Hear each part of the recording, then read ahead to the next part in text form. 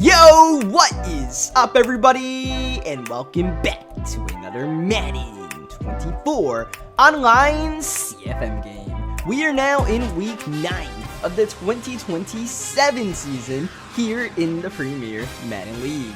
It's good vibes right now for our Los Angeles Rams. One loss entering this game against the Chicago Bears. This was an NFC North Championship game matchup back in Season 1.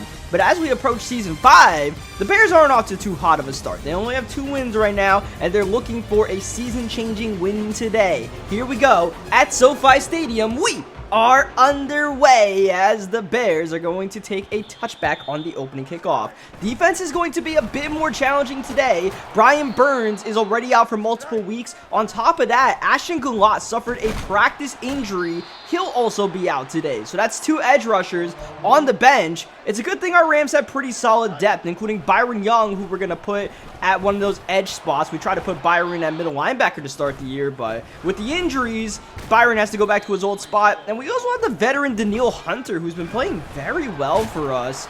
Started as a backup, but as a starter, he is thriving. Here's a 3rd down and 1. This is, yes, that's Breece Hall wearing 34 in a Chicago Bears uniform. Don't ask me why. I would never do that personally, but yeah. Shout out Walter Payton. The one and only 34 should be the one and only 34. Down goes Fields. There's Byron Young. And with the uber athletic Justin Fields at quarterback, we're going to need Byron to make plays like that when Fields tries to break the pocket. Marvin Harrison Jr. trying to get the jump ball. Not gonna fly. 3rd down, Fields stepping. He crosses the line. And he's got a lot of yardage to get. We got 12, which does get the Bears in comfortable field goal range, so there is some merit to the scramble by Fields as the Bears score the first point of the game. This will be Eric Singleton Jr. on the kick return. He did return a kickoff in week 5 against the Detroit Lions, trying to make more magic against an NFC North opponent. Jalen Henderson on the run. Oh, he's got a gun. He's got Terry McLaurin. That was risky. But, hey man, we know we can't pull the reins on Jalen. He's going to do what he wants, and he's going to take those chances even when it's ill-advised. That time we should have pulled the trigger. Could not! And on the next play, overthrown was Singleton. He had a step. It did not matter as we oversailed the pass. 3rd down, open. Fleming! Overthrown again! Oh, potentially back-to-back touchdowns. Wiped off the board just due to inaccurate passes, and I feel like that's just the name of the game of Madden 24. I know a lot of people don't play the sim mode. It might be different in the competitive mode where, you know, you definitely get more accurate passes with higher accuracy ratings. Jalen Henderson's about a 92 overall at this point in the CFM, and you would think a 92 overall quarterback makes those throws, but to be quite frank with you guys, as Marvin Harrison converts a 3rd down and super long, even Patrick Mahomes will miss that pass sometimes in sim mode, and it doesn't matter what the accuracy ratings are. I mean, no accuracy is going to save you from that read. Get shot down by the BB gun, Bo Braid, and it's just, you know, I know you're thinking, like, can anybody do the job better than Jalen? Potentially, but also potentially could be a lot worse as well, and we kind of made our bet. We're laying in it with Jalen Henderson. Our one option is Robbie Ashford. And even though throws like that tempt me to think maybe we do need a quarterback change, it's just I know that any quarterback will miss those kind of throws. Even the Herberts of the world, even the Patrick Mahomes of the world. So it's just really about getting that timing down, I suppose. I got to get better with the timing of, you know, the great timing, the blue timing as they call it. Because if you get that blue timing, as we kind of do here, you're pretty much guaranteed for an accurate pass when you're inside the pocket. So that time we were not. You know, seems like the more wild of a pass, the better chance we've got as C.J. Donaldson puts his head down. He gets the lunch pail and he goes to work. That's a touchdown for the Los Angeles Rams. That time we got the throws and we got a touchdown. That's all it takes, I suppose. We just got to be accurate and we will be able to execute our play calls. We got plays to be made as Breece Hall on the run, getting sandwiched 6 ways to Sunday, getting a gain of 9 on the play. Hall another carry. He's an X factor. He's one of the most electric running backs in the league, but for right now, He's going into the blue medical tent. He gets taken down by Bo Brady's out of the game. Fields just got that one off. This is Darnell Mooney trying to navigate a crease for a first down. He'll get a gain of 8. Breece Hall is done for the rest of the game, so we don't have to see someone disrespecting Walter Payton anymore. That's good news, I suppose, and potentially karma. And it's going to be a lot up to Justin Fields now, as this is a nice run by the rookie running back Nixon, who scatters his way for a gain of 19 yards. He'll be the lead back until he gets injured. We're putting some nice hits on right now as Fields tried to step up, but there is nowhere to go. Benny the Bull immediately getting interior penetration. Third down, safe run. But there's no safety, and that is Kirk Merritt, who has found his way on the Chicago Bears. He's number 15. He's on the field on fourth down, as well as the rest of the Bears offense going for it. Fields outside, and he missed a critical throw. A turnover on downs. Kmet beat Devon Jackson on the play, but Justin Fields doing his best Jalen Henderson as he misses the wide open target. RPO, Terry McLaurin, big gain. About 20 yards on the catch and run. This is McLaurin in motion. He will get it once again. Terry got a good block from Maryland, and he's forced out of bounds by Jaquan Brisker. And simple RPOs got Terry McLaurin 2 big gains. They have put us in the red zone. Second down. That is Fleming. He won't get it. It's Donaldson. Great blocking, and CJ Donaldson in for 6. I mean, CJ Donaldson has not exactly been the touchdown scorer that he was last season, but we saw flashes as this PAT is blocked. Oh, that's our second block PAT of the season. But yeah, we definitely saw flashes of the old CJ Donaldson last week against the Baltimore Ravens in that dominant victory where CJ had 5 rushing touchdowns. So maybe he's finding his stride once again. Oh, nice move by Marvin Harrison away from Alucon, and only the sidelines could stop marvelous Marvin Harrison as Cole Kmet open. This time Fields locates his trusty tight end, and right down the field the Chicago Bears go. 2 plays with ease. As you saw, the offensive tackle Darnell Wright got injured on the play, so not what the Bears want right now. They're already a little banged up offensively. We're also a little bit banged up defensively, so maybe the Bears are just trying to neutralize the situation. As we go in the flats, can Donaldson get the first? Not quite, not quite. Third down and 1. We'll just actually put Antonio Gibson in the backfield, and Gibson breaking the tackle and getting the first down, and he sacrifices his body literally on the play as Gibson, while celebrating, comes up injured. And I mean, we're going to put him out the game anyways, but what a heroic effort, because I mean, the offensive line tried to throw on that play, tried to throw the drive away. Thankfully, we at least have another set of downs, but it looks like we might be punting the ball soon. It's third down and 13. We got a long way to go. Here's Jalen. Great pocket. He's protected well. He can sit, wait, and create. Anyone breaking open. There's a man. It's McLaurin. And Terry breaking ankles as well. The patience of Jalen Henderson paying off. The great blocking from the offensive line to 3-man rush. Simply not the move for the Chicago Bears. You have 8 in coverage, but if it takes 8 seconds for your pass rush to get there, it's simply too long in the NFL. Someone's going to get open as we go to the 11-yard line. Once again, that RPO game working well for McLaurin in that slot role as Donaldson trying to just bruise his way through. Here's CJ, another run, another nothing. The Bears tightening up with 30 seconds to go at the end of this first half. No one calling a timeout, so we'll gladly chew some clock and try to make this the very end of the first half. Third down, here's a pass. That's James Cook. He turns, he scores. James Cook, he just swiveled his way in, diving for the pylon, diving for the plane. He got across, and he stayed inside. What an athletic play by James Cook. It looked like his momentum was going to carry him short, out of bounds, but that was picture perfect. Marvin Harrison can't make the catch, and Marvin had a chance to steal some points there. He was one-on-one with Kobe Durant and just could not make the catch as Benny the Bull knocking down Fields on the final play of the first half. Gabe Hall most likely got credited for half a sack as well on the play as Justin Fields. he's been taking a beating so far today. It's our Rams up by 10 points right now, and you know, I feel pretty good about a 10-point lead. That was a big touchdown by James Cook. I feel like that does a lot because we're up 16-10. It's a one-possession game. Now we have a cushion to work with in this second half. The last thing we want to do is push the issue as we're pushing it downfield. Singleton this time gets the accurate pass by Jalen Henderson. That's all we need. Accurate passes, and we'll make things shake as Terry McLaurin. He's actually our team leader in receiving yards and receptions on top of that. Entering this game, you'd think it would be Julian Fleming easily, but McLaurin has really been shining in that slot role, and I mean, that was a great decision because we have Singleton outside taking the top off the defense, and Terry's just cooking dudes.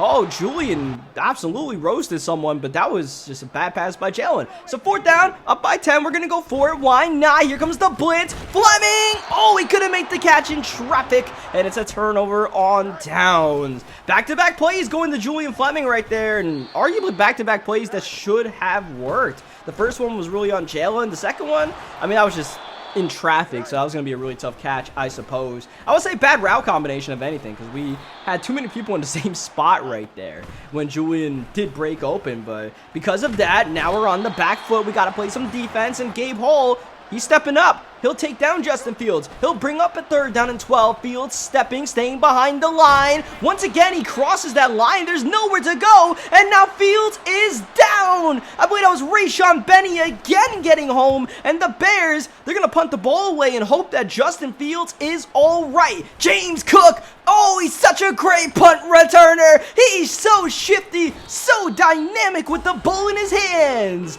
And wow, a torn labrum. Fields is out for the rest of this game, and then some. Fleming! Oh, he could not make the grab, and I mean, that connection right now, I suppose as it's been all season, has been errant. When it's there, you know, he's open. It's just we cannot connect on these plays for multiple reasons. Usually it's the accuracy. Now it's starting to be the hands as we miss out on a 1st down because of a holding penalty. That was not good. We lost instead of a 1st down. Now it's 2nd and 20. Thankfully, Eric Singleton on a rather safe play call got most of the yardage back. And we only need 1 yard here. We'll go to RJ Maryland. He'll easily win on the zig route and a stiff arm to boot to the 36-yard line to CJ Donaldson. The run game has not really been there so far today, which, yeah, I guess is a little bit surprising because our Rams did enter today as the #1 team in rushing yards per game. That's a late hit that wasn't called.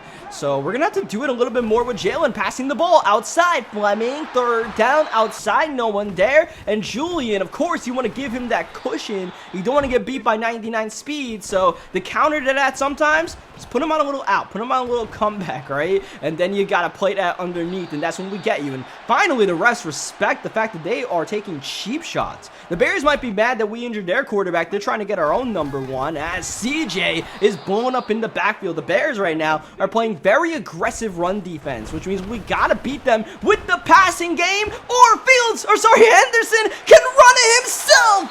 Jalen Henderson with a stiff arm. He is gas. We cannot give the ball to Jalen as we put a man in motion. This is CJ Donaldson for the 2nd time today.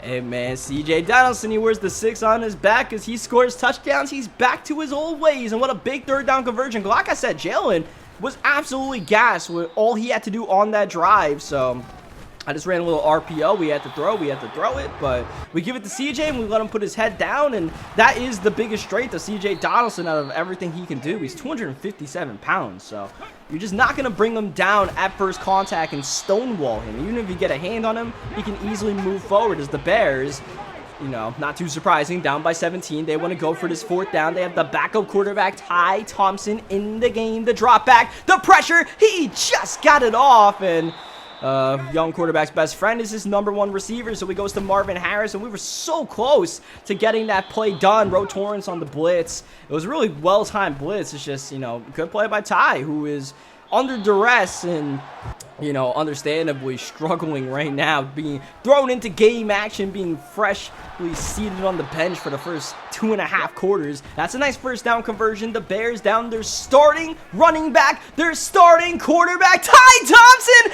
kept the play alive just for disaster. The strike, Azariah Thomas for the touchdown. Ty Thompson initial pressure and then just threw a disaster class of a pass in the flats. Thomas was sitting there the entire time, and that's why teams don't throw Azariah Thomas's way. Usually they go Kobe Durant's side because Azariah is a ball hawk, and we saw that last season when he finished second on our team in interceptions behind, of course, Devon Jackson. As Byron Young got injured, that is the last thing we want to see in a game. We're up by 24 with the 4th down, blitz incoming. Thompson got it in stride for Marvin Harrison Jr., 78 yards, and the Bears still have a pulse. That might have been too aggressive of a play call right there. We actually ended up with Grant Delpit trying to guard Marvin. And once again, here's a PAT blocked for the second time in this game, this time by our Rams, Logan Wilson. The Bears have given up. Wilson will go all the way for 2 points for the Los Angeles Rams. And that was Daniil Hunter, who already has 2 sacks in this game, who got the inside penetration to block the kick. We are down a lot of starters on our D-line right now, including Byron Young. We're just making it work with the next man stepping up as C.J. Donaldson. Could not get that first down. That was a great job. Double juke, nearly got it done, but we're going to punt the ball away to the Chicago Bears, and we're just gonna not run a lot of cover 0, just keep everything over the top and not make this a game. That's the last thing we want to do, right? We're trying to get out of here for multiple reasons, as that should have been intercepted. Marvin Harrison actually doing a good job of playing defensive back to break that one out of Kobe Durant's hands. Thompson is testing Devon Jackson. That is a mad decision that he got away with. 3rd down. Okay, now he's just going to miss an open man that would have not been that big of a gain anyways. The Bears have been rather good on 4th down so far in this 4th quarter, and for some reason we just cannot put them away, which it's all right. They can get the 4th down. We just don't want to give up the 4th down and the 78-yard touchdown. They get the 4th down, that's cool, because we're just going to keep the clock moving right now. We're up by 20, and the Bears aren't really showing too much urgency. Their spirit might be, pretty deflated with the backup quarterback and backup running back in the game. They're staring on the barrel of another loss and what might be a lost season, knowing Justin Fields is going to be out for multiple weeks as well as Breece Hall. But Ty Thompson is still going to fire some bullets left in the chamber. Lucky to not get intercepted there. Ty Thompson like a cat with 9 lives. Maybe 10. He keeps going Devon Jackson's way. I don't know what he's thinking, as that will be caught. But once again, inbounds, fine by us. Let's see if the Bears have one more 4th down conversion. They will just run the ball here with Nixon, which works out. But once again, also works out for us. Just trying to keep everybody healthy. One last drive. Even if the Bears score a touchdown here, honestly, they still have to go for an onside kick. They're down by 20 as Ty Thompson. Would have been nice to get that sack right there. Just keep the clock moving, and we'll get the sack this time. Ro Torrens, he's been getting so close, and he finally gets home to take down the quarterback. 3rd down and 17. This is a jump ball that is caught. Marvelous Marvin Harrison. The Bears have been trying it all game on Kobe Durant, and at some point, I guess it was going to work. X-Factor receiver versus Kobe Durant.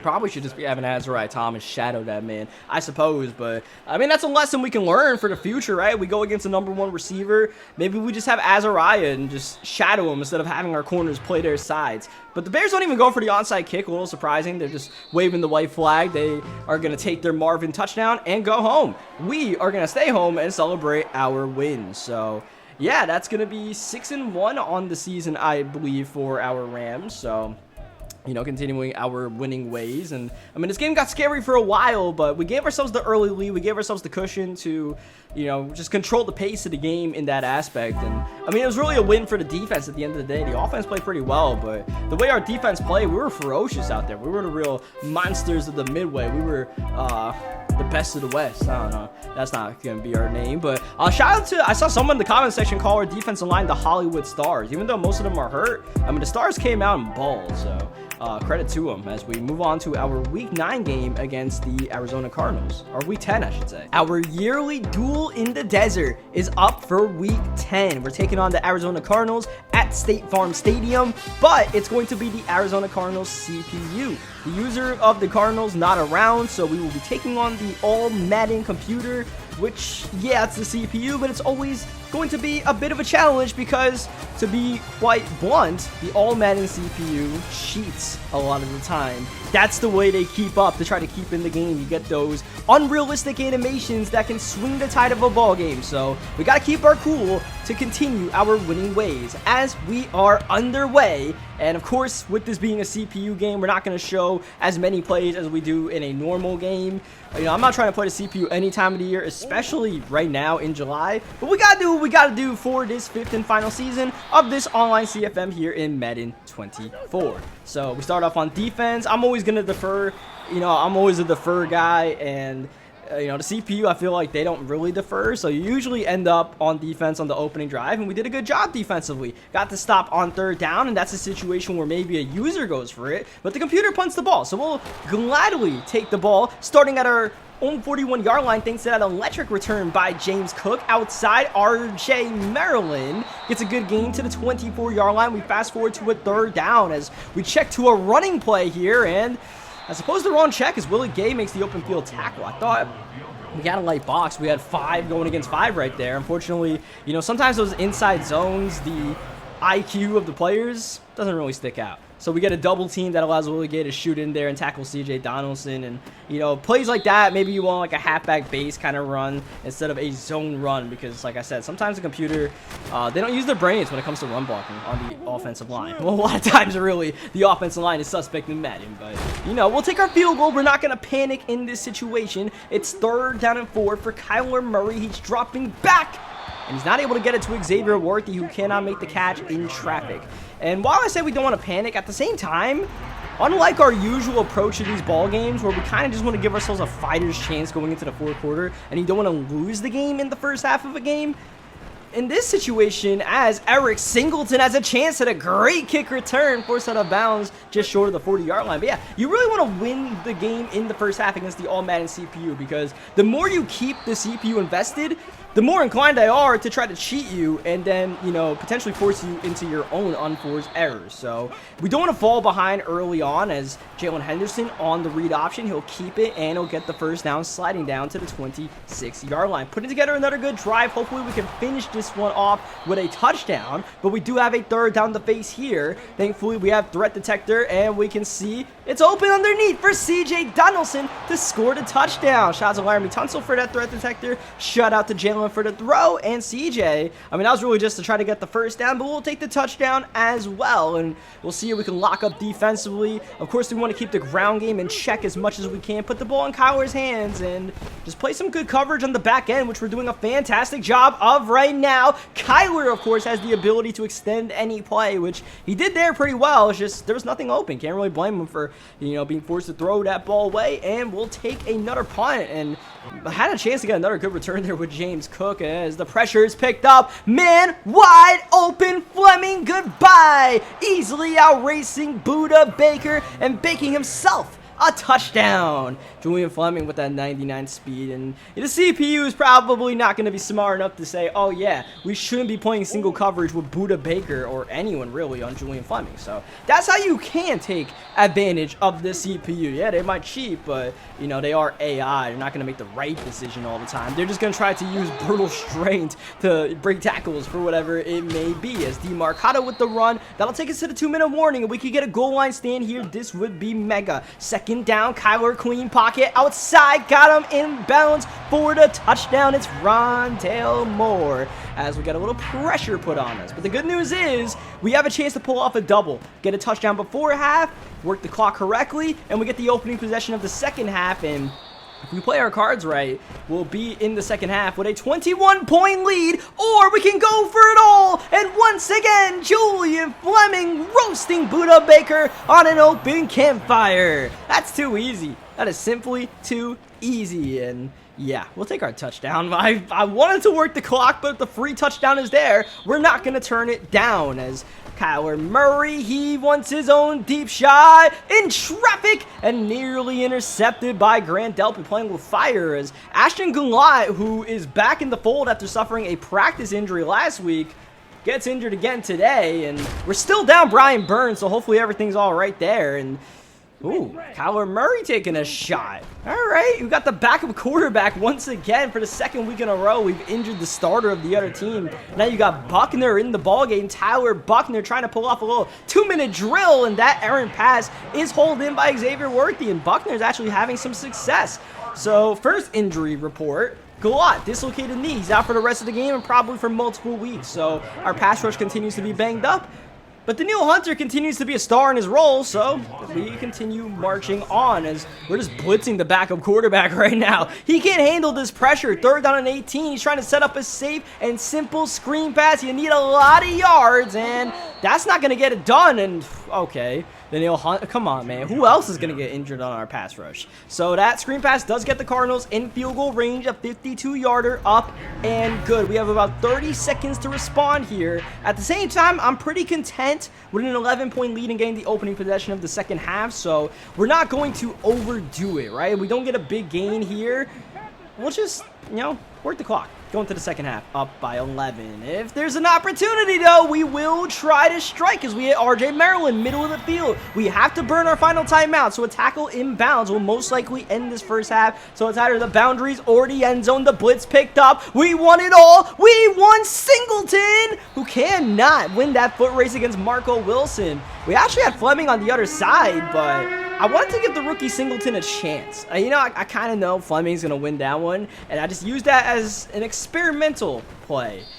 But I figured Eric Singleton with 98 speed would win that foot race. He just simply did not, so yeah. Potentially missed out opportunity on points. Hopefully it does not cost us. And we'll see if we can cook up to start this second half. Is CJ Donaldson with the run here. CJ got up to the good start. He helped set the tempo. We've been passing the ball pretty well ever since. As a little bit of an errant throw right there, preventing a perfect running catch that could have gotten us the first down. Instead, it's 3rd down. Just got it off, and whew, that might be the low-key play of the game right there, because if we don't get that, we have to kick a long field goal, and, the Cardinals, they have a chance to make it a one-possession game on the next drive. Instead, we move the chains. Fleming makes the good catch off of the not great pass from Jalen, but we were thankful to even get a pass off under duress like that as James Cook going to try to cut the grass inside, chop down, 3rd down and 2, empty the backfield. Here's Jalen on the run, the first down, and we're going to slide down. We got 3 more plays at least to try to punch it in, which we do on the next play with CJ Donaldson. We don't want to fumble the ball in that situation. Just playing really conservative right now, just trying to win this game. We're not trying to win in the most flashy way. We're not trying to earn style points. We just want to win, get the heck out of Dodge. I want to be able to chew clock as soon as possible, to be completely honest, just to get this game over with, right? So this will help. The strip by Roe Torrance and an instant turnover by the Cardinals offense. Now we're in a pretty good position, right? Now we have breathing space, and now it'll actually be pretty hard for us to lose this game, it feels like. Offensively, we're in a pretty good rhythm right now.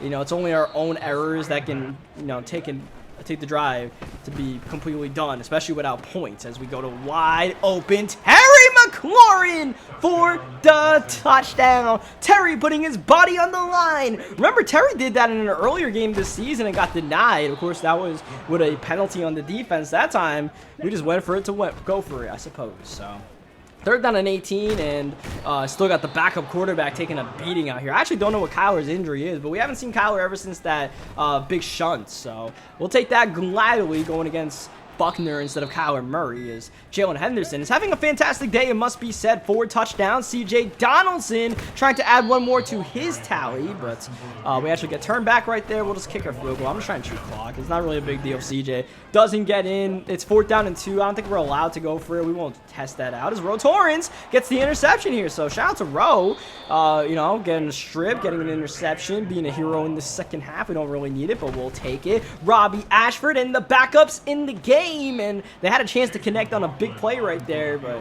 that's what I talked about earlier, where it's like, yeah, we can rock with Jalen, or we could try out Robbie Ashford. I'm not sure the results will really change that much, and you see Robbie, that was an under pressure throw, I think. So yeah, either way, an inaccurate pass is we barely just tried to throw it once with the backup, and open man just could not get it. Didn't really matter though. We actually missed a field goal with Chase McLaughlin. That's the first legitimate miss we've had on a field goal in a very long time.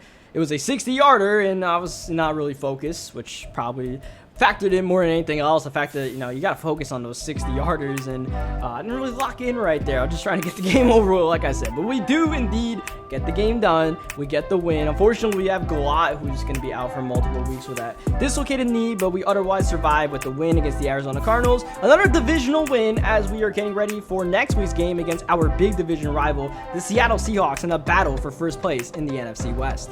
The two heavyweights of the NFC West are ready to go at it once more at SoFi Stadium. It's the 6-3 Seattle Seahawks going against the 8-1 Los Angeles Rams. As the storyline seems to go every year, the battle for first place in the West Division is going to come down to the Seahawks and our Rams. While the 49ers posed the threat in Season 1, the Cardinals made some noise in Season 2, this division has been won by the Seahawks or the Rams every season, and there's no reason to believe that narrative changes in this 5th and final season of the Premier Madden League. Cardinals, 49ers both under 500. Meanwhile, our Seahawks and the Rams not only battling for first place in the division, but for overall NFC supremacy. It should be a good game as per usual. We're going against Bo Nix, who is one of the most efficient passers in the league. 24 touchdowns to only 2 interceptions, but Nix will not have his star running back Kenneth Walker, who is out for the season.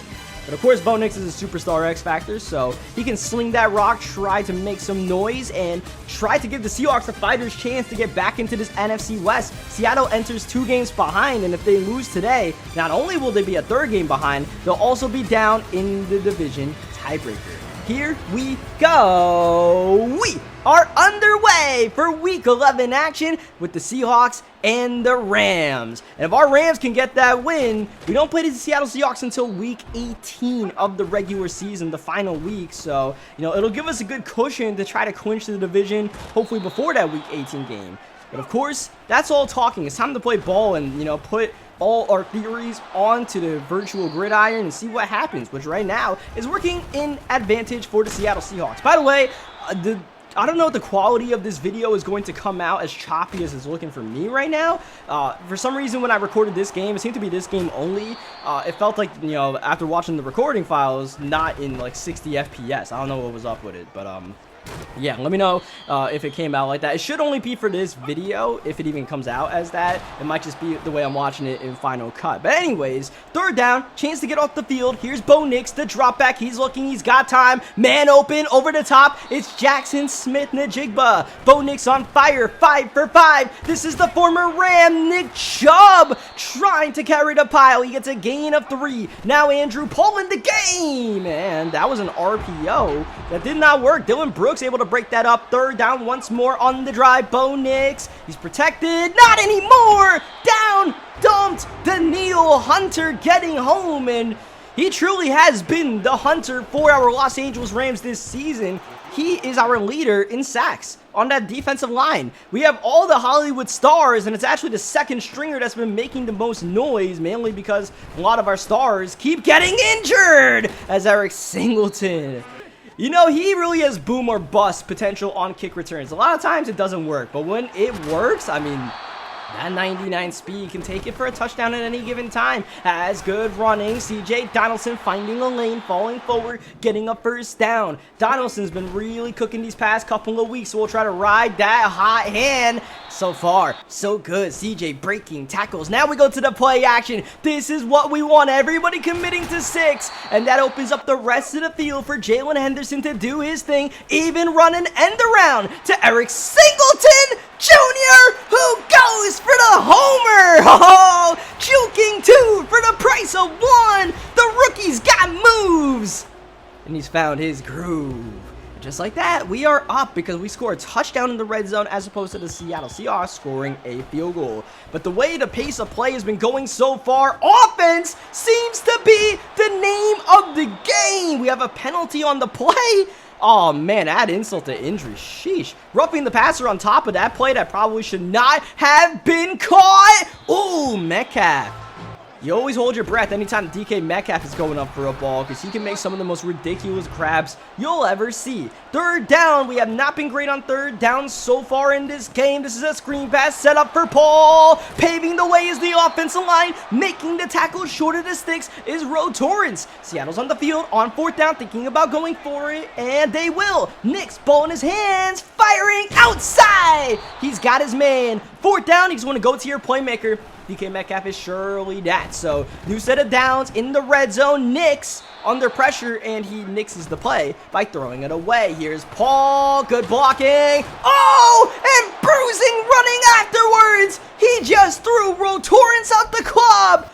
Andrew Paul with a statement touchdown at SoFi Stadium. Yeah, it seems like we're not going to beat that offensive shootout narrative that is surely cooking, maybe. Special teams is how you get stops in this game as Singleton gives it away. Though to be fair to Eric Singleton, that was really on James Cook. He practically tackled us into the Seahawks defender instead of, blocking.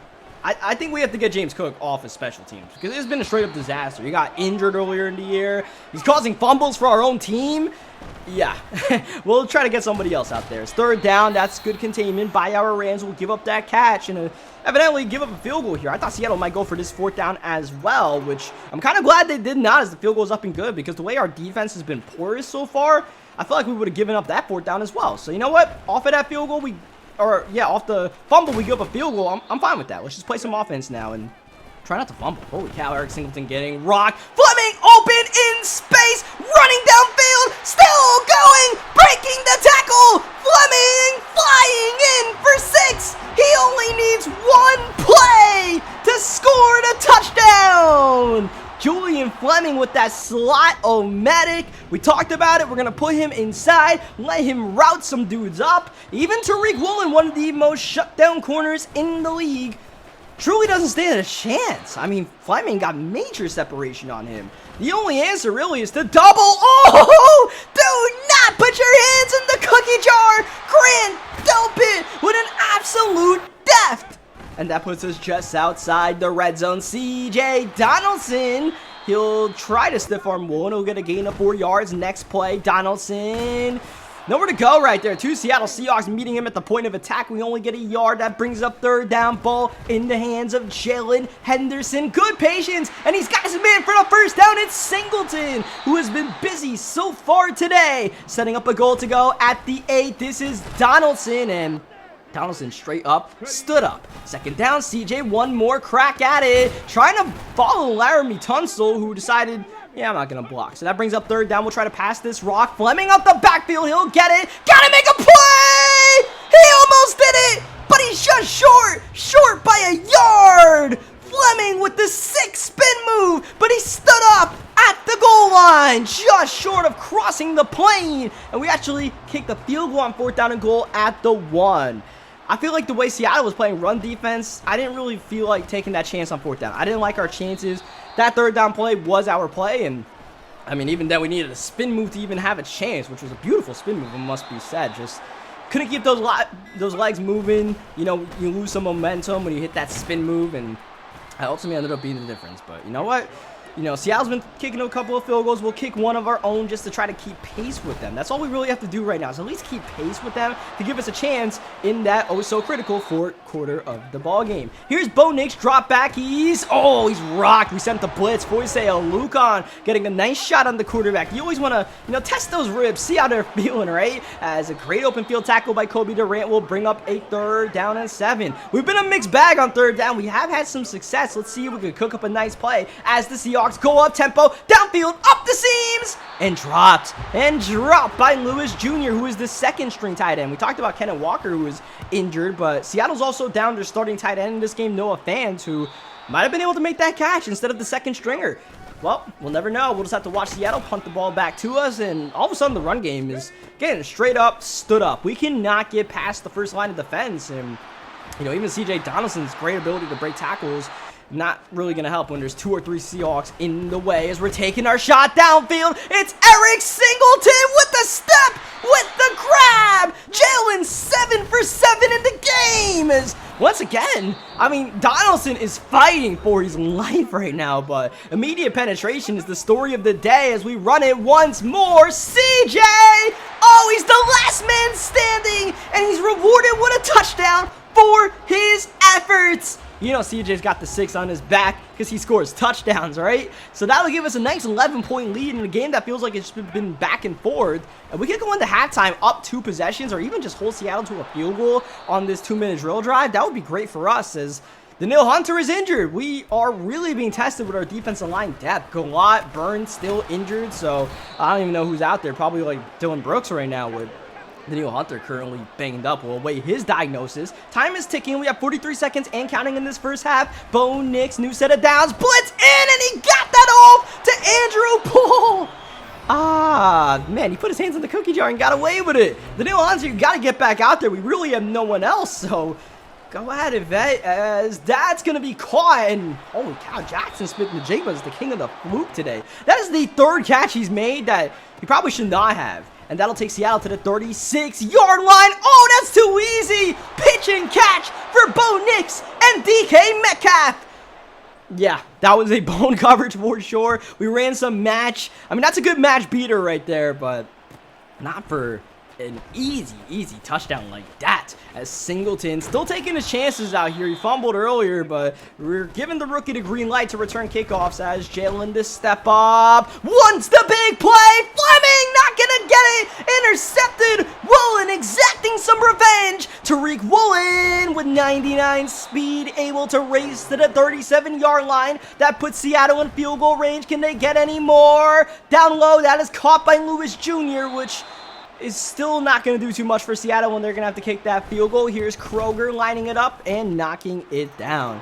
Curious that Seattle didn't go for one more play right there with 6 seconds left in a timeout, but you know, it is a risky play. You don't know if you're going to get your play off in time in case you don't get that touchdown to try to still get the field goal unit out there. So understandably, you know, they take the safe approach. They kick their field goal and they make it a 1-point game. So Seattle really got their way back into the game. It felt like we might have had a chance to pull away, but we just were not able to execute the last 2 minutes of the first half, and that interception ended up being 3 points, which, you know, I was willing to take my shot for Julian Fleming. Didn't work out. Lesson learned. We keep it pushing as Henderson is dumped, trying to get that pass off on first down after a 7-for-7 start. Now it's 2 straight incompletions. Donaldson lost it, and it's recovered by Seattle. CJ Donaldson has been trying to break tackles inside, trying to fight off multiple Seattle Seahawks all game long, and eventually, you know, you fight and you fight inside those trenches and you're going to lose the ball. And now we've lost the lead as Andrew Paul gets his 2nd rushing touchdown of the afternoon. This has been a quick and brutal onslaught delivered by the Seattle Seahawks. I believe this is a 17-0 run in the last like 3 minutes of game action. And we were just talking about, yeah, you know, we're doing all right. We're kind of out punching our weight. Now we got to go to work. Now this is, it feels like, besides that Bengals game, our first true test of the season, right? We've been dominating a lot of squads, but these are the kind of games that we actually want to be in. We want to be battle-tested with our Los Angeles Rams. We don't want to be shell-shocked going into the playoffs. So, you know, this is a good test for us today, and a hearty battle for not first place in the NFC West, but of course that elusive tiebreaker, because even if we lose this game, we'll still be in first by half a game, we'll call it, because Seattle will own that tiebreaker. For now is Singleton making the catch down low. That brings up a 3rd down. Let's see if we can cook something up. Jalen, ball in his hands, 3-man rush. That'll give him the time. He's breaking the pocket. He's getting away. He wants the first down with his legs. He got it. He got the favorable spot. Jalen Henderson has not been leaving the pocket much today, but he did it when we needed it the most. Donaldson working outside, breaking that tackle. He's always seeming to break the first tackle today, though ball security has to be as much of a factor as anything else at this point in the ball game, as Donaldson continuing to fall forward with every hit he takes. That is the curl route that'll go to Julian Fleming, and that one-on-one matchup between Woolen and Fleming continues to define the game as we step up and we get dumped. There wasn't really much on the play, so we'll just have to eat that 2-yard loss. 2nd down, looking to pass once more. That is caught. A minimal gain, though, for RJ Maryland, so Seattle will live with that. Brings up 3rd down. Here's Henderson. End zone, and he missed him! Oh, he straight up missed Eric Singleton, who worked the seams. He was wide open, and just a straight up misfire, and we're going to have to settle for the field goal on 4th down. That is a big miss. That is a 4-point swing just off the lack of accuracy of Jalen Henderson, who's been playing great so far today, but a critical misfire keeps us at a deficit, which we can't really afford the way Seattle is dog walking our defense, it feels like. And man, DK Metcalf has really been doing his thing so far today. He already has a touchdown on the afternoon as we make the open field tackle that prevents the first down on Paul. Let's see if he gets another crack. No, it's Nix looking to pass. Nix outside, open, got it. Paul in stride, down goes Torrance. Out of bounds goes Paul. Directed out by Grant Delpit as we miss the open field tackle and somehow get a shoestring on Nick Chubb. In the red zone, Nix, he got it off. He took a shot.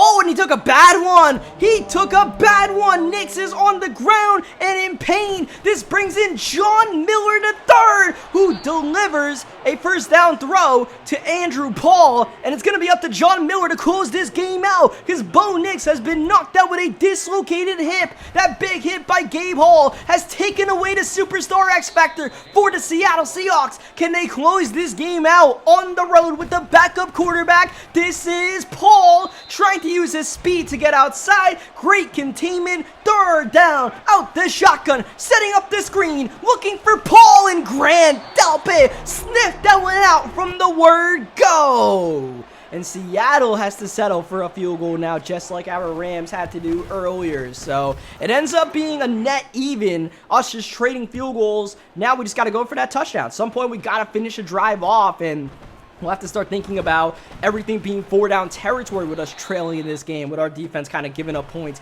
every time they step on the field. Wide open, scary Terry in stride in a foot race. He's gone! Terry McLaurin answers the bell. The second one-play touchdown of the game for the Los Angeles Rams. Now here's the PAT to give us the lead. McLaughlin drills it. Was there ever a doubt?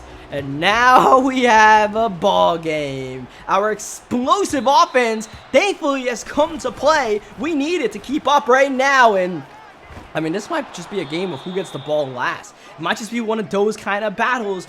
I don't know if anybody's capable of getting a defensive stop right now. DK Metcalf on the jet sweep. Even that's going to work out for a first down. And we just lost Azariah Thomas. That is not what we want. Our number one corner knocked out for the next couple of plays at least. Here's the backup, John Miller. Yeah, never stood a chance right there. Interior penetration, he's just going to throw it away. 2nd down, Miller just doing a good job of game managing right now, not taking any risk, and great accuracy right now from the backup. And we have a big decision right here. We could rush Azariah Thomas back, but you know what? We're going to try to finish the rest of this game without him as Andrew Paul, 37 yards on his high horse. Man, the fireworks. I know the 4th of July just passed, but we got a lot of fireworks still left here at SoFi Stadium. 2-point conversion. Here we go, Seattle. Boom! Benny the ball. Blasting John Miller. And Seattle is not going to get that oh-so-critical 7-point lead that allows us to now just get an outright touchdown and get the lead. As I mean, 7 minutes to go in the 4th quarter. It's a lot of time. Miss Singleton, please hang on to that football. Probably got to stop returning kickoffs at this point. It's getting a little sketchy out there. Woo! Jalen's feeling it. That was a tight window throw, and he got it to go. RJ Maryland with the nice grab. That takes us to just about midfield. Just getting that play off. Henderson, pocket is great. Man is open. It's Julian Fleming in stride and able to get the first down to the 33-yard line. Next play, that's open. Eric Singleton missed again by Jalen Henderson. Their repertoire is not really working out right now as Jalen to step up the run, looking for the first down. He's got it. Jalen with another clutch scramble under 5 minutes to go in regulation. CJ Donaldson just short of moving the chains, but a great run on first down. We'll go up tempo. We'll stay in the trips. Look, Jalen, he's got the ball in his hands. Man open, RJ Maryland, the lead back to the Los Angeles Rams. It's a windshield wiper affair. And like I said, it feels like whoever gets ball last is going to win this game. Here we go. 2-point conversion to make it a 3-point game. Jalen. He won a Fleming. Couldn't get it over the top of the safety. And yeah, we both missed out on 2-point conversions now. And I mean, this is a scary part of the ball game because Seattle, they can be the team that gets ball last by milking the clock on this drive. We'll see how they play it. First down. Oh, we put the hit on Andrew Ball. He wasn't able to do much. Second down. Paul stuttered, stepping in and lost a yard. Byron Young making the tackle. Is this our time to make a stand defensively? 3rd and 11. Here's Miller. Wide open. The floater is caught. DK Metcalf. Oh, he's out. He's gone. Touchdown, Seattle. Another blown coverage on the back end allows DK Metcalf to go about 75 yards for the touchdown. Let's see if Seattle can figure out the 2-point conversion. They'll run it. It's Paul. He didn't get it. Oh, Benny the Bull. He stood him up. Great play by Rayshon Benny. But that play was a product of not having Azariah Thomas in the game because the backup cornerback, Jalen Guidry, he just pressed DK Metcalf. I don't know why. We were in a cover 3 and he just inadvertently just decided to press, and now it's up to our offense to press. Do we have one more bullet in the chamber? It's 3rd down. It's a drop back. It's Jalen. He's looking. He's got the running back. Should be a first down. It is. CJ Donaldson tackled in bounds. And now it might be up to us to try to make this the last drive of regulation. Work the clock, score a touchdown, win the game, be happy as we hit the 2-minute warning. But first things first, we just got to try to get downfield. That's the main point of emphasis. Here's Jalen, great pocket, open, McLaurin, 2 taps it in to the 32-yard line. Henderson over 400 yards passing, drop back, blitz, open, Eric Singleton Jr. goes for the homer. The Rams have the lead again. But you feel like this wasn't the last strike. We badly need this 2-point conversion to at least have a field goal lead. Let's see what we could cook up. It's a run. It's CJ. Jukes inside. And he pushes the pile for the 2-point conversion. That was all CJ right there. The vision to find the open lane. And then the strength. Oh, the strength to just move that defensive lineman into the end zone with him. Here's John Miller, first down, scanning middle. Of course, he's going to go to DK Metcalf. He's been tearing us a new one so far today. 2 timeouts left for the Seahawks under 90 minutes to go in regulation. Miller out the shotgun. He'll give it to Paul. He has nowhere to go, nowhere to hide. That's going to keep the clock moving. Up tempo go to Seahawks. They need 3 yards to move the chains as we switch up the defense. Here's the backup, John Miller, the 3rd. Bombing Metcalf with the step, with the grab. DK Metcalf is unguardable right now. Even when we put double coverage on him, it's still not enough. RPO, Smith-Njigba tackled in bounds. That's Grant Delpit with the play. Up tempo go to Seahawks, 48 seconds and counting. Seahawks can tie the game with a field goal or take the lead with a touchdown, but they're taking a lot of time on this play. They're trying to slow the tempo of the game just a bit. Here's John Miller trying to switch things up one more time. They'll run the ball. Here's Andrew Paul. Looked like he would have had a first down, but that's a great open field tackle by Gabe Hall. Here we go, 3rd down. Seattle burned a timeout, running it with Paul. They have the first down at about the 9-yard line. Let's see if they call that timeout. No, they're going to go up tempo. Let's see if Seattle can sneak in a touchdown, try to steal this game. Here we go. Time is ticking. Here's John Miller looking to pass. Holding, throwing, Metcalf. Oh, okay. 2nd down. Let's try it again. John Miller, drop back, under pressure, and out of bounds with 4 seconds to go. He has all eyes on Metcalf. Now, here we go, the field goal to tie the game, to send us to overtime. It's a chip shot, but it's an ice kick for Kroger. It won't be easy to tie the game up at 48 apiece. Can we block it with Benny inside? Oh, it's a fake! Miller's got the ball! He's got a man! It's Lewis to win the game! Stood up! He stood up by a yard! He stood up by a yard! The tackle heard round the world, recreated, and the Rams win it in stunning fashion. Seattle went for the fake, they went for the win, and they nearly got it. It looked like they had it. He was wide open. They were both wide open on the right side. But after making the tackle, I believe it was Byron Young who was able to get off the line and make the initial hit and stand up the backup tight end 1 yard short for the win of the game. I mean, that's insane. 10-minute quarters, and it all comes down to that by a yard. Whew. All right.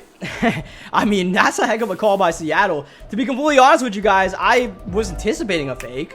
I thought it was going to be a fake to the left side. So I called a base block left to have coverage on the left side. When the fake went to the right, I was like, well, damn, we lost. Because I just guessed wrong. I should have just called a safe, man, if I thought it was going to be a safe. I wanted to try to block the kick. But, yeah, I don't know why he didn't throw it to the end zone. It looked like he had a guy wide open in the end zone. But, hey, man, that's not for me to wonder. It was just for me to be happy that we somehow won that game. I mean, that was crazy. That was absolutely crazy. So, yeah, we'll catch our breath and we'll move on to another big matchup, Week 11 against the Green Bay Packers. On to Week 12 we go as we get ready to host the Green Bay Packers at SoFi Stadium. We are currently enduring the toughest stretch of our schedule easily.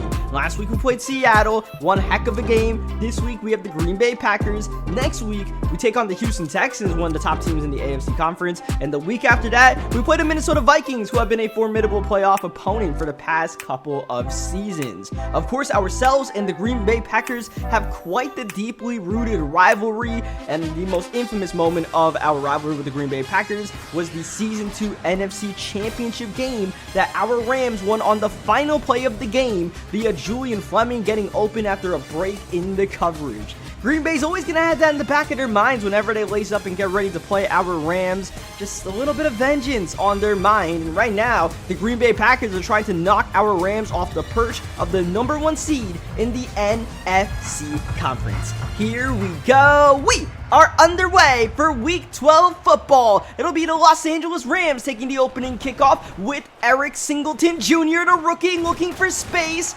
and just getting past the 25-yard line. So, yeah, our Rams are currently the #1 seed in the NFC, and, you know, of course, we're just trying to make playoffs, but the deeper we get into the season, the more we start looking at not just a playoff spot, but what seed we could potentially be. And the Green Bay Packers right now, they'd like to get that win. They'd like to get that head-to-head tiebreak and cut into the margin, as we just missed the opportunity to hit an open R.J. Maryland. That'll bring up third down. We have all the time in the world. Three-man rush, not getting close. QB spy, just watching Jalen. Now he's on his way, but he gets picked up. Now Jalen's got space to run, and Jalen Henderson will get the first down. The offensive line really did the job there, and the QB spy probably should have just sat there and been patient, because we weren't really getting much in the pocket as we tried to escape the pocket and then lose 14 yards. Rashawn Gary getting us as R.J. Maryland making the grab, turning away, scoring the touchdown. R.J.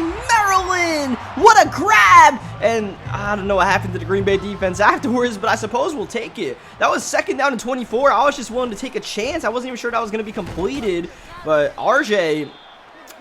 perhaps got a bit fortuitous, but we'll take it for sure, as Jaward Jordan gets the opening carry. The Green Bay Packers started off this CFM with Aaron Jones. Now they got a new superstar X-Factor running back in town, as that pass goes incomplete. Third down, Jordan Love feeling pressure, and whew, probably lucky that that pass was not on target, because it could have been picked off by Devon. It could have been picked off by Foyce and Lucon. Either way, the Green Bay Packers will punt the ball, as James Cook, trying to make something shaky, gets to the 39-yard line. Look outside. Julian Fleming, one-on-one. That's taking candy from a baby. 61 yards. Julian Fleming makes the game look easy. I mean, look, man, you gotta put somebody else out there. Julian Fleming is going to win on that route every single time. It's really shades of Cooper Kupp, and that's what we're trying to do more and more as we get comfortable with this slot-o-matic with Julian Fleming this season, is pretty much use him the way we use Cooper Kupp. The routes that Cooper Kupp would win on with slot-o-matic dominantly, that corner route, that play was a staple of our Season 1 offense, especially with Cooper Kupp. So, you know, why not bring that back into the fold when you know somebody can win that corner route against man coverage? Right now, our defense is winning at the line. They're winning in the secondary. They're doing everything right. We're off to a great start in this ball game, as we will try to keep that momentum going on offense. Jalen stepping up and running away. Jalen gave himself up before getting the first down, but you appreciate the smart play call, like right here, where maybe we could have thrown it, but you know what? The free first down is there. Let's just take that an additional 5 yards. Afterwards, Henderson, hole under duress, and he got it off. Sam Laporta working back to his quarterback and getting the first down. Now it's R.J. Maryland. We are loving our tight ends. Our offense doesn't really depend on tight ends like that, but we're making it work today as we go slant route. Terry, nice grab down to the 6. We are playing picture perfect football right now, and we'll see what we can capitalize with another touchdown here at the goal line. As CJ Henderson, I haven't really mentioned him yet today. Now we're going to get too much on the carry. Third down, drop back, 3-man rush once again, and Jalen is dumped by Lucas Van Ness. That time Green Bay, they just bet on their rush. They have 2 superstar edge rushers, just hoping one of them could win, and yeah, we let Van Ness turn him loose one-on-one. Probably not the guy to leave singled out there, right? So, I mean, we'll take our field goal. We're not going to do anything crazy on that play. Green Bay went coverage, and I'm not going to try to force a pass when we're up 14-0, right? And we're off to a great start. We don't want to give the Packers free momentum to get themselves invested in this ballgame. As Jordan Love is down, Danielle Hunter does it again. He's truly the hunter of quarterbacks these days. Third down, Jordan Love trying to do his best, Jalen Henderson, and it works. He's got the first down, and let's see if that can give the Packers some forward momentum as that's picked off. Azariah Thomas sticking to Jaden Reed like glue. That was airtight coverage. Could not play it any better. And a tough route to defend, but Azariah Thomas, we trust him to be that shutdown corner on the team as Jalen extending the play. Eyes downfield. He launches one for Eric Singleton, who found open space, who jukes a man and is down finally at the 9-yard line. Jalen Henderson once again off to an electric start to the game. 6 for 7, 200 yards early in the second quarter. Second and goal. Hell, it's going to be a fake. It's C.J. Donaldson chopped down after getting 1, maybe 2 yards. We don't want to bog down at the goal line again as we run the option. James Cook, he got the block. He got the score. James Cook off the option play with Jalen Henderson, who makes the right decision. And it is all Rams all day right now, 24-0. This is a stunning start to the ballgame, but a welcoming sight because it's working out in our favor for sure. Definitely not what we expected going against one of the best teams in the NFC,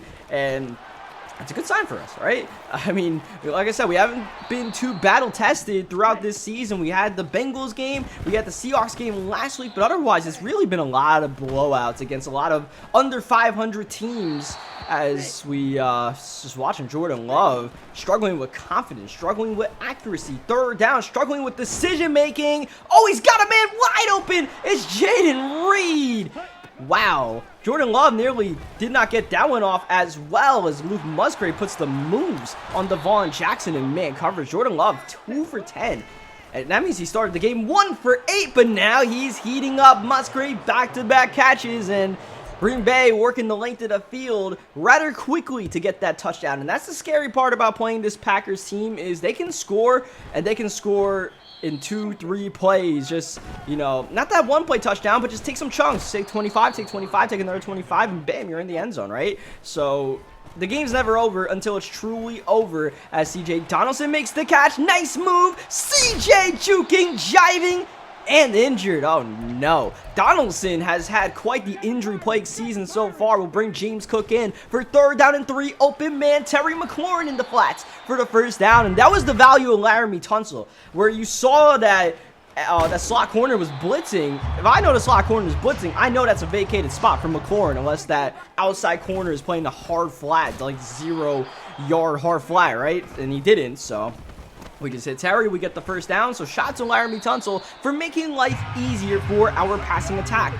I feel like we keep getting ourselves in these third down and inches situations. The refs just don't give us favorable spots these days. So here we go. Let's see if we can move the chains. And it's going to be Julian Fleming on the slant route for the first down. Henderson not really making any mistakes so far today, but he will have to eat that sack. Good blitz off the edge. Green Bay's really trying to send those edge rush, or those edge corners blitzing right now. One slot corner, both slot corners, as you saw on that play. And you see, once again, they're trying to set it up. Laramie Tunsil's trying to tell us all about it. We're actually going to call a timeout. I want to get a better play in here, as Green Bay now just sending 4. That pass is batted away. RJ Maryland, probably just a little bit too much of a stem on that route, right? You want to break at the sticks. I'm pretty sure I tried to smart route that out route, and RJ ran it about 3 yards upfield. Maybe if he, turns at the sticks, that pass can be completed. Either way, good play by that defender at the end of the day. I really didn't think he was going to get there. He might have manned that guy up, because that was like really quick the way he got to RJ. Either way,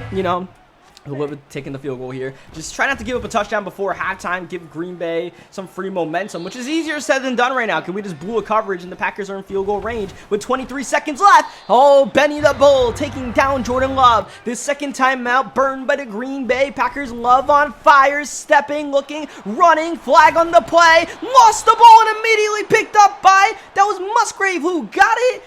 And it's going to be a holding penalty to boot. So we're going to accept that penalty since we did not get the fumble recovery. I don't know what achievement I'm getting while playing Madden in July, but whatever. Oh, pressure. Down goes Love. Benny the Bull single-handedly trying to shut the drive down. Packers with no timeouts. Third down in a mile. Jordan Love back, way back. Too far back. He actually had a man kind of breaking open right there, but you can't back up too far outside that pocket or else it's going to be an incomplete pass. So here we go. Hail Mary, not even going to get a chance. It's up to Jewar Jordan to make something shake, and asking a lot for the young man to do, as we had a couple of Rams on the site. So, I mean, that pass rush got there so quick. Jordan Love didn't have a choice but to just check it down just for fearing his own life. So the Green Bay Packers will get the opening kickoff here for the second half. I definitely messed up with my jersey choice, by the way. I think it's pretty apparent that, you know, when you play Green Bay, you probably shouldn't be wearing yellow.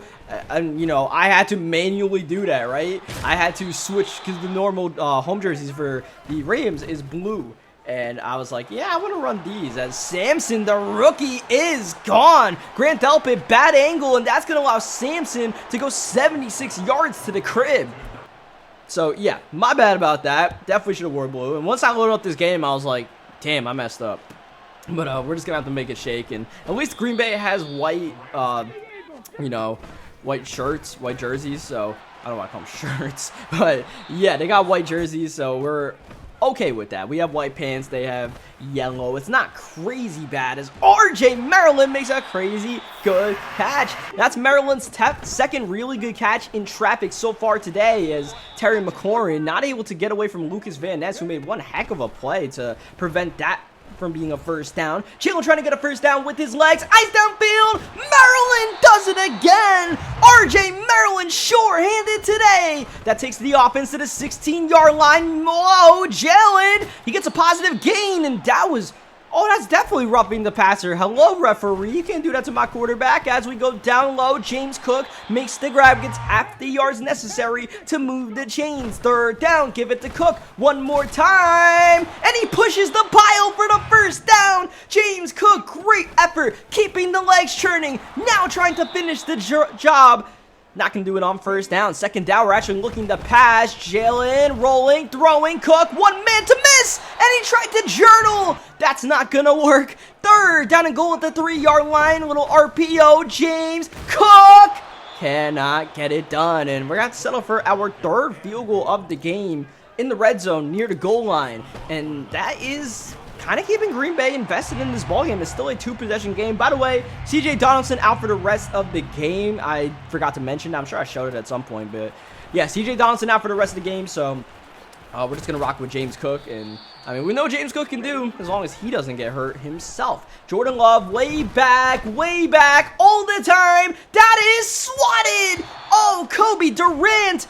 That's what 99 speed can do in your secondary, because, I mean, Jordan Love had way too much time, considering I think we sent 5 on that play, and you would think someone would get open on a crosser in that amount of time. It just did not work out for the Green Bay Packers. That drive's just not going to work out. Third down to try to get a run play, and Rayshon Benny, he's been a game record today. I don't know how he got through to make that tackle, to get that angle. We'll take it. James Cook outside. He's got an angle. He's got the punter downfield who's directing him out of bounds, and James Cook eventually takes us to near midfield. Solid return as...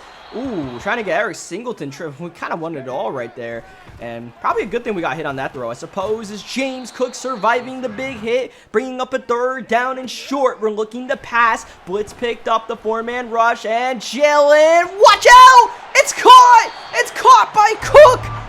That was a dangerous pass that had no business being completed, as I suppose we get our comeuppance in an interception on the next play on what looked like an open play. Right? Terry had a step right there, just the ball was a little bit behind. At the same time, though, we had no business completing that James Cook pass. You know what? That drive probably should have been over. Unfortunately, our carelessness has kept it a 2-possession game. Green Bay, empty set. Jordan Love, pump faking, looking outside. Sampson, a beautiful route to get away from Ro Torrence to get the first down as Jordan stepping, throwing, and swatted away by Grant Delpit. That was nearly across the line on that throw, but the referees say play on. That's an incompletion, trying to target the running back in traffic. 3rd down and long, late 3rd quarter. Jordan Love, oh, picked off. Do not put your hands in the cookie jar. Ro Torrence.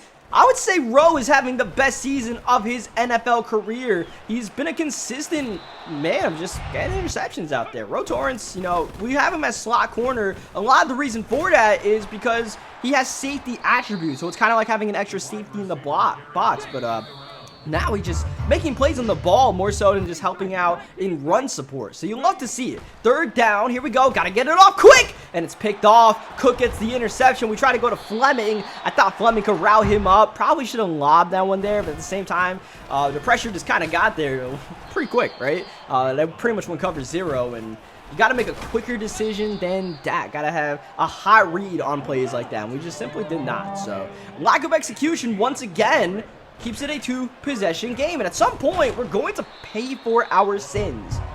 But with the way our defense is playing, maybe not. It's 4th down and 8. Obviously, the Packers got to go for it here. 8:35 left in regulation. Jordan Love, pump faking, looking, has time, not anymore. Hit on the throw, somehow got it off, but it goes out of bounds, out of the reach of any player on the field. That's a turnover on downs. Coverage was great. Pass rush got there. That was Danielle Hunter, of course. It was Danielle Hunter that ended up getting the hit on Jordan Love as James Cook gets the first down. At this point, we're in field goal range. We cannot jeopardize that. We got to get ourselves our 3-possession lead, even if we have to run the ball 3 times to get there, and just end this game once and for all, because our defense is playing winning football. Our offense just has to close the door. We've got to close the door, and there's Terry McLaurin double juking, deflected pass at the line, and McLaurin, great eyes to locate the football as James Cook is swamped on 1st down. That was an open RPO, so it was kind of unlucky that it got tipped. But we made the best of the situation as, Jalen Henderson up the gut and in. And that might just be the dagger for our Los Angeles Rams. Jalen Henderson calling his own number, and we made it work. And now we'll just try to get out of here without any injuries, anything crazy, and feel good about our performance today against this Green Bay team that clearly wanted to pass the ball early and often. Jawar Jordan, their superstar X-Factor running back, that was his 6th carry of the game, so they never tried to establish the run. And there were times where Jordan Love was cooking us, right? He was throwing some great dots. But at the end of the day, you know, you put your quarterback out there to throw 30-plus times in a ball game, you're going to find the other team more often than not at some point, right? You're going to have to make some of those tight window throws. And with our secondary, I feel pretty good about anybody that wants to throw that many times, as that is now, we're going to have James Cook just shoot a clock out here for the last 4 minutes. Probably don't want Jalen taking hits like that on the option, but it is what it is. Though I will say, our ground game has been struggling the past couple of weeks. This 3rd down, whoa, got it into Maryland, who is a miracle worker today. Jalen Henderson over 400 yards passing again. I would say this is the best stretch of not only RJ Maryland's career, but Jalen Henderson's as well, where he's just putting up big numbers right now. And part of it is because, like we said, the run game is not working. We were able to run the ball really well against the bottom feeders of the league as James Cook gives himself up so we can kneel the ball out for the last 2 minutes of this game, which we will do. Green Bay's not going to call any timeouts, down by 21 points, right? We both understand what the situation is, and especially the fact that we gave up a touchdown to kneel the ball, right? So James Cook might not be happy about that, but the rest of the team is. We get the dub. So yeah, you know, we'll try to figure out the whole running game situation, though. You know, this is what this stretch of the season is supposed to be for us, to really learn the strengths and weaknesses of our team against the best competition. That's what's going to get us ready for the playoffs, the games that really matter. And you know, maybe the ground game, we have to retool the way we run the football.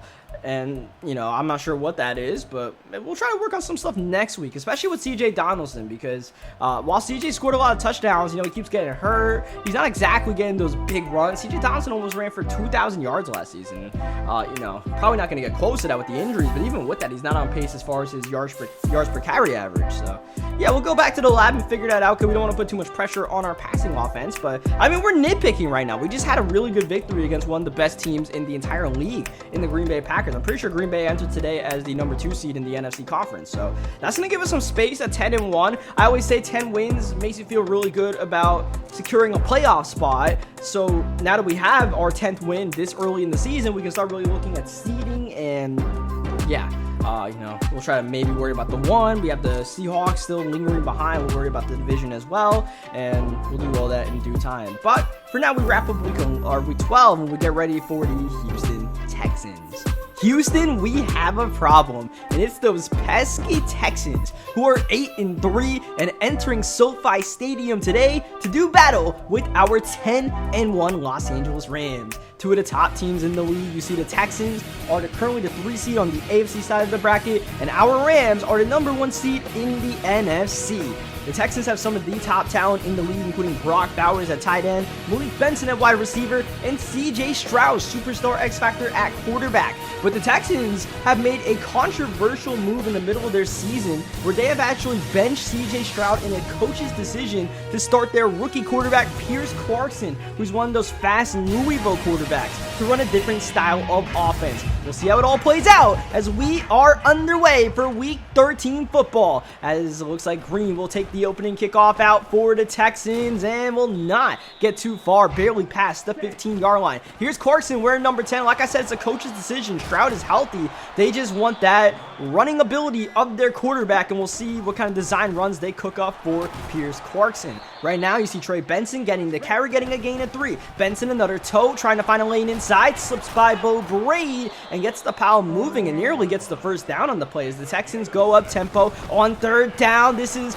Headaway, the 3rd string running back. He sneaks in a carry. He'll get the first down as we'll get an RPO outside covered beautifully by Devon Jackson. When our defense is on it, it looks like a defensive masterpiece. So we'll try to put together one of those performances today as Clarkson is injured on the ground. The rookie is hurt. That brings in the backup quarterback, and it's still not CJ Stroud. Okay, it's Malik Hornsby, I believe it is, that's playing backup quarterback right now. Stroud has been relegated to 3rd stringer as Benson gets the carry here. Clarkson is available to return and is immediately brought back into the game and immediately throwing an interception. Devon Jackson with the pick, running into Delpit, gets the block, 1 man to be outside, cannot get the edge, but a great return, a great interception by Devon Jackson, who has been rather silent the past couple of weeks as far as interceptions, but you can never keep a dog like him down for too long. Chilling on the run, and that's picked off by Pollard. That is inbound as Avila, the left guard, injured on the play, and even though that looked awkward, that was an interception. It was 2 feet in bounds. The camera turn just made it look like he caught the ball blatantly out of bounds, but that was an interception, and yeah, definitely something I just tried. Clearly didn't work. Just try to fit one into a tight window. Avila can probably sit out the rest of this game. Rayshon Benny, hopefully that's not too bad. In the meantime, we focus on 3rd down, and that will sneak outside to Malik Benson that time, getting it over the ears of Devon Jackson as Benny suffers a dislocated ankle. So that's going to be a multi-week injury for sure as Clarkson.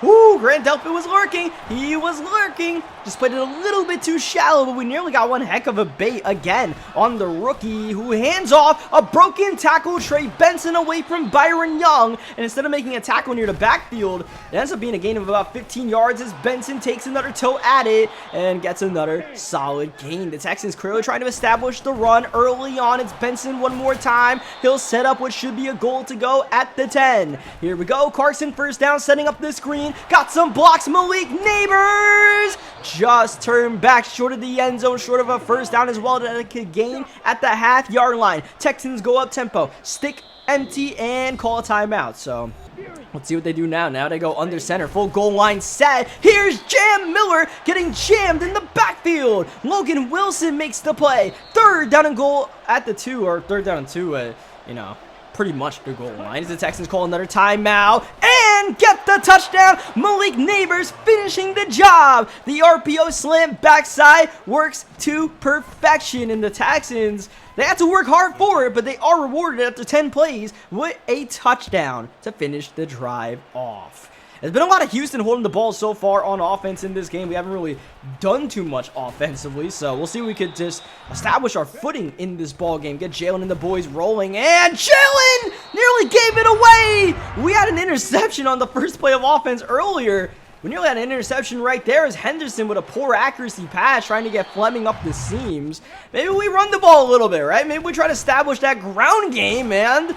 It seems to be our best form of running the ball is just give it to CJ and see if he can break a tackle or two. Here's play action. Downfield, one and all. That's Terry!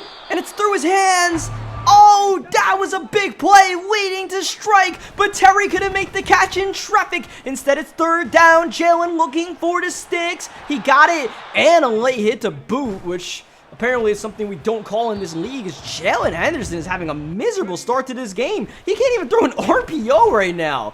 I don't know what's going on, but it is third down and 18, and we're going to need an absolute dot, considering the Texans will go coverage defense. We'll try it. Julian Fleming makes the grab. Finally, everything on time, on target, working out. No drops, no misfires. Now we're moving. Now we're grooving. Terry with a nice catch to the 13-yard line. This is a reverse to McLaurin. Trying to juke the safety. Made one man miss. Couldn't get two. Ends up losing a yard on the play. Next play. Down goes Jalen. It's Will Anderson who beats the backup left guard, Kappa, who is capping right now with his pass protection as we miss a wide open Julian Fleming. And the really bad start for Jalen Henderson continues as we're forced to take the field goal right there, but that easily could have and should have been a touchdown. Fleming routed his man, got major separation, just need the pass to be within the zip code. Apparently too much to ask as we get an interception. That's Clarkson's second giveaway of the game. This time it's Foyce Luke on. And hopefully we could turn defense into offense with Jalen struggling. Jalen looking down low. And that's broken up by Sauce Gardner as we run it with CJ Donaldson trying to find a lane inside. Could not, nearly found a little sliver of space. Instead, it's third down, drop back. Jalen over the head of everyone. And while that was going to be a really tough throw to get into the hands of Terry McLaurin, another misfire by Jalen Henderson, another field goal for our Los Angeles Rams. And coming off of some of the best games of his young career, Jalen Henderson, yeah, I really don't know what else to say except he better get his act together quickly as Clarkson. You see why the Texans want to use him. He has the speed to get away from what should be tackles, as Trey Benson is not going to get away from Roe Torrance. It's going to be third down. It's going to be Clarkson. He's looking to pass. He's got the time. He's going corner. That's a dime. Working the sidelines. It is a first down. He did get 2 feet inbounds. And Pearson Clarkson right now, leaving no questions about his accuracy, which would be the doubt of starting this rookie, would be, can he throw the passes? We know he can run the ball, but can he throw it with precision? So far, so good. Third down. It's going to be a run. It's Clarkson. He's going to fight forward for the first down as we try to get the tackle with Delpit. And unfortunately, Madden with their tackle animations, once you get locked on with one guy, even though they tell you you can gang tackle, you really can't. As they actually ran another QB blast, and actually Houston's going to call their final timeout. They're trying to go up-tempo for the third play in a row. Benson going backward. Foyce Luke on. He's been noisy so far today, and Benson comes up lame after the play. So here's third down. Here's Clarkson. He's going middle. He's got a man. It's Brock Bowers for the first down. Brock Bowers is somebody you probably don't want to leave in man coverage. We definitely don't want Byron Young covering Brock Bowers as Clarkson, open man on the sig. It's Blaylock for the touchdown. You saw Brian Burns injured, and Brian Burns is out for the rest of the game. Our defensive line has been torn up to shreds.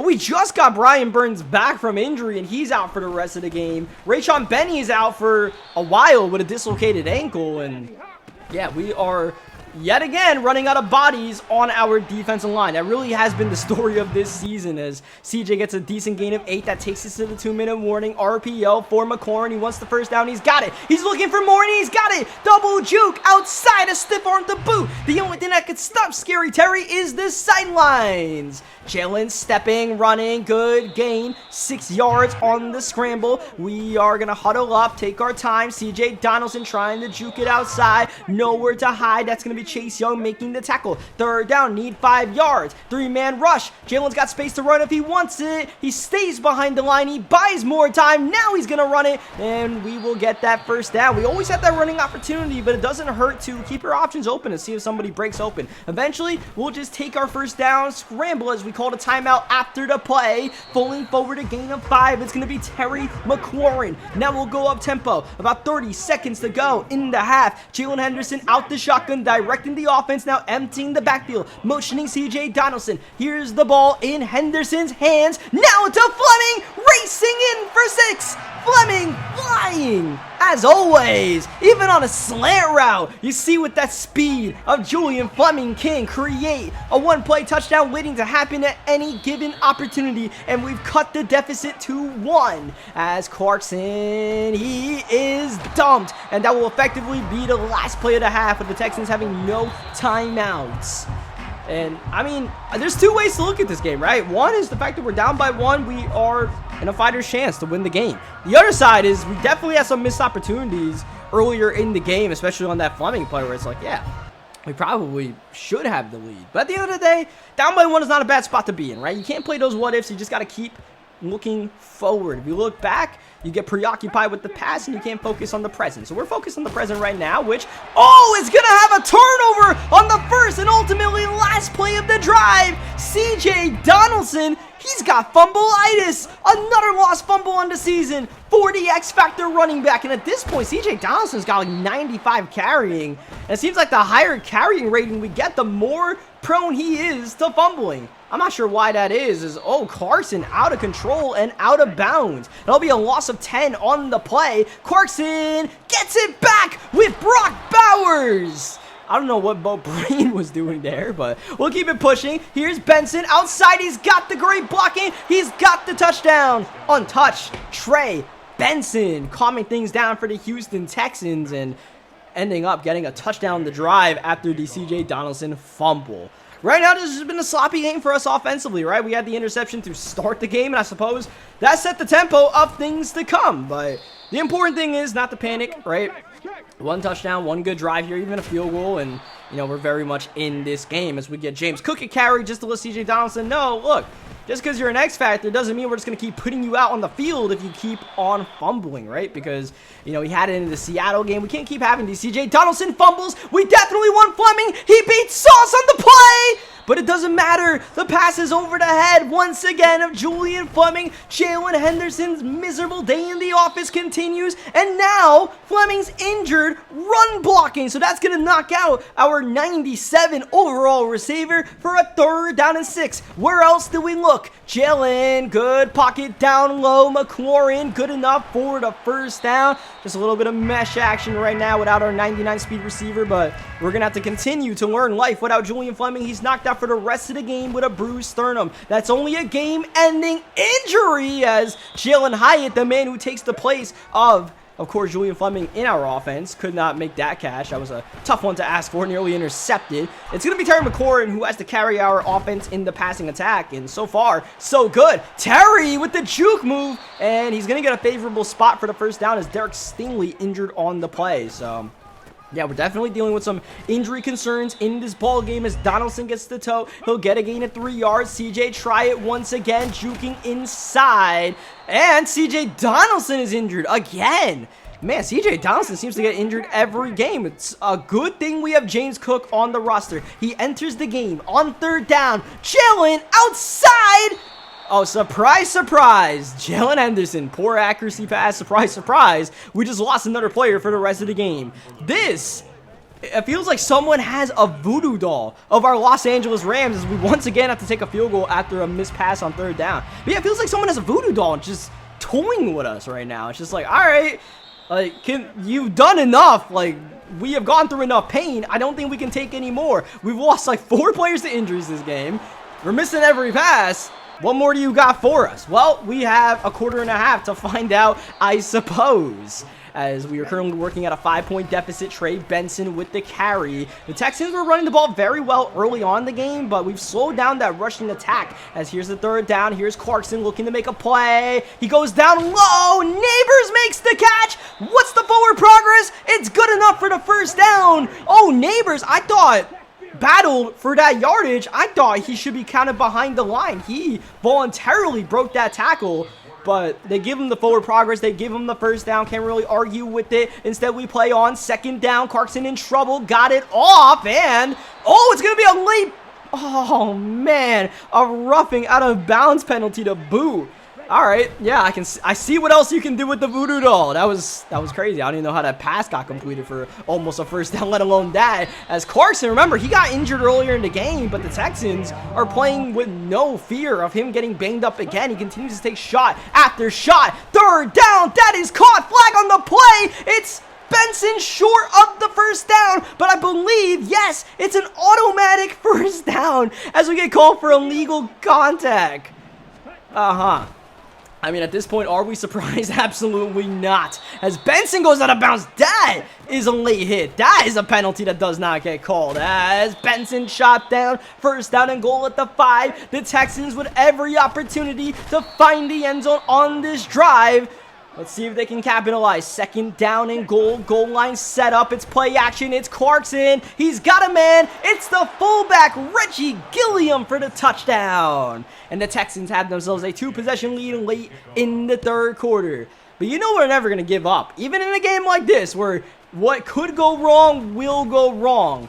There's a ball game to be played until the final whistle, and we're going to play it to our full potential. Once again, Terry McLaurin's got to be that guy, and I'm expecting at some point that the Texans might just try to take away Terry from us, and we'll have to look elsewhere. But for now, we're going to ride Terry into the dirt to try to establish some sort of comeback in this game. We start the fourth quarter at our own 25-yard line, in trouble. That's an intentional throwaway by Jalen Henderson. A smart decision there. We have third down and 3. We'll run the rock. Here's a first down run indeed for James Cook, who does some good running afterwards, just evading defenders, not allowing them to touch him. Jalen's got a man with the step. Try to put that one over the head of the linebacker, but RJ Maryland tried to go sky high for that ball. Could not quite get it. Good coverage. We get another good run with James Cook. The running game is still there for us. Third down in the flats. It's a first down. And once again, Laramie Tunsil really helping out on a play like that, to know the blitz is coming, to know the flats are open, to know that we have a first down, and we nearly got another first down, setting up that screen for the rookie Eric Singleton Jr. Second down, 4-man rush, not getting close. Man open on the slant is Jalen Hyatt. Jalen Hyatt's no slouch with 95 speed, so he is a capable receiver to step in. He's no Fleming, but he is an NFL starting quality receiver as we run it. Cook, second down, not going to get a yard. The Texans desperately trying to jab at that pigskin, but James Cook has not fumbled this season, so he's going to hold on tight. That'll bring up a third down. Looking outside, open man, it's Jalen Hyatt. Another first down on the drive. We need a touchdown here. A field goal still keeps it at a 2-possession game. Jalen, drop back, first down, and the pocket collapses. He's down. Anderson and Young tag teaming for the second loss of 3. Jalen middle, got it. McLaurin takes a wicked shot. We're taking a lot of time on this drive. Remember, it's still touchdown or bust. Can we get a first down? On third down, Jalen running. He's got it. He's got the first down, but you know, this is taking a lot of time. We're still down 2 possessions.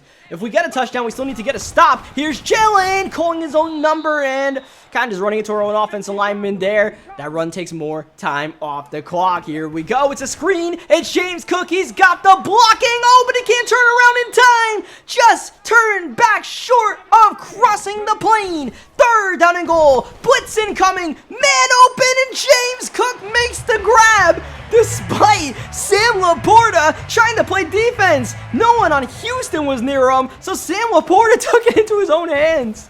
That was scary. I thought it was going to be incomplete. We finished a 17-play drive. We got a touchdown, but did it take too long to get downfield? We're not going to go for the onside kick. We'll just try to get a natural stop with our defense, which is not looking too promising so far. Malik Neighbors tackled in bounds. He gets a first down, and he chews clock. Clarkson again looking to pass. Oh, watch out! Oh, he's intercepted. Bo Braid. Clarkson shut down by the BB gun, who was tackled by the offensive lineman as he tried to get the return. We'll take over at the Texans 28.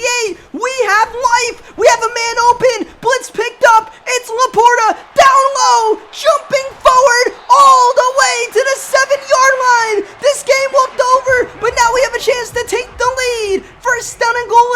7. We go up tempo. Cook's in the backfield. Cook gets the carry. He doesn't get a yard. He loses a yard. That will take us to the 2-minute warning. We have all of our timeouts. We need a touchdown or bust once again. Second down, James Cook with the run. He fights forward and he scores. He scores, and the Rams have the lead. What was that, Daniil Hunter who got injured? Of course. Anyways, 2-point conversion. Need this badly to make it a 3-point game, just like the Seahawks game a couple weeks ago. Cook turned back and denied. Chase Young with another big play in the game, and now the door's open for the Texans to weasel their way back into a win with just a field goal and no OT necessary. Here's the rookie, Pierce Clarkson, to try to finish the job. He's just about giving the game away. Now he has to win it back. And another injury to our Los Angeles Rams. I don't even know who's left on our defensive line. That's Dylan Brooks who got injured. He's in for Daniil Hunter. I really don't know who is left. Second down, Clarkson. Whoa! Don't test Devon Jackson. Clarkson has 3 interceptions. He tried to make it 4. Bruce Sternum. Dylan's gone as well. Here's Clarkson, third down, drop back, and he missed him. That would have been a first down, but Clarkson felt the pressure. Now it's 4th down at his own 27. Pierce Clarkson, drop back, going, running back, breaks the tackle. Trey Benson keeping the game alive for Houston. And Houston's charging injury timeout to Kendrick Green, the offensive lineman.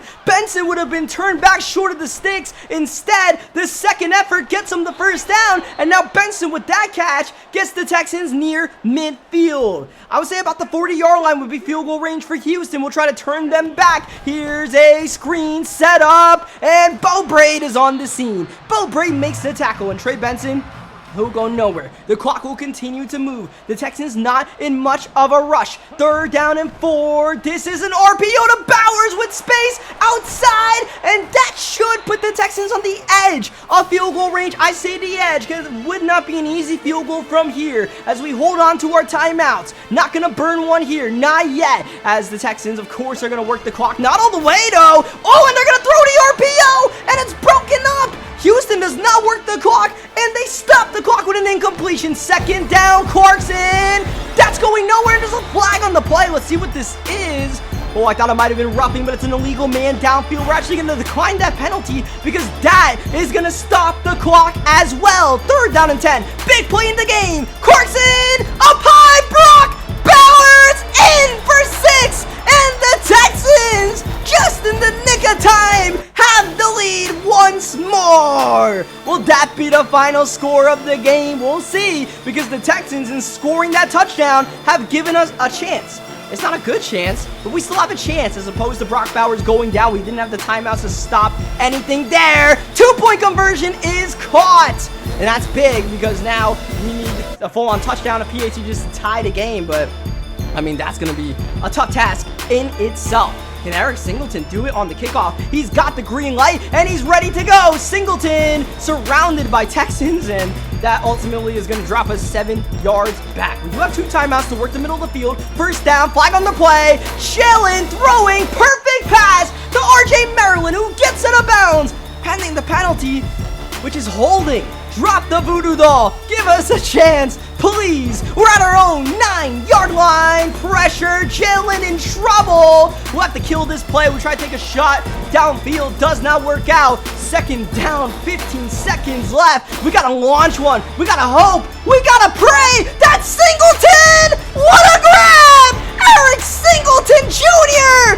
He gives us life. Down to the 33-yard line. Timeout, Rams. Here we go, 8 seconds left. This is a drop back, nothing's there. Jalen running out of time. Oh, down low. That's caught by Hyatt, and that's going to be our final timeout burn. Minimal gain, 28 yards away. One shot to the end zone. One hope, one dream to keep the game alive. Jalen stepping, going for Maryland, and that's game picked off by Delane. The Texans shut the door on the final play to sneak away with the win.